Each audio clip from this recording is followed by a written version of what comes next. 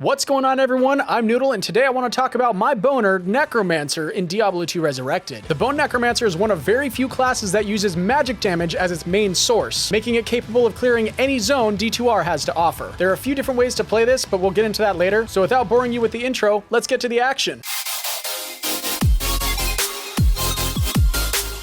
For the gear on the Erection King, I will have this broken down into two parts for the early and the mid to late sets of gear. For early set, as with most casters, you can use a spirit, but with this one in particular, there's a rune word, white, that can be made in wands. Now, white is interesting because of everything that it adds to your skills. The initial 3 to P&B skills and the 2 to Bone Spear mean that you can find a base like this with 3 Bone Spear on it to get a total of 8 from just this one item. It's wild. We have some Magic Find gloves, random rings, and a 4-slot belt that you should find or buy along the way. Some boots with Magic Find, run speed, or resistance, Splendor or Spirit for the shield depending on what you can get your hands on at first, Stealth Rune Word for the chest armor, a simulated skill ammy with Eye, and then a Lore Helm. This was enough to get our damage up a little over 1,000 with Bone Spear, which doesn't sound like much, but it's magic damage and it's enough to make some bodies for Corpse Explosion if anything. For the mid to late set, we're using that same white wand that we were talking about earlier, some Trang gloves for the FCR and the bonus to your supporting curses if you're playing with some friends, a couple skill rings of your choice, a Rax for the skills and FCR. Walk used to be the move here back in the day because it used to falsely add to your bone damage, but since it doesn't, we're using War Trap for the extra magic find. Spirit Shield again because they're just so OP.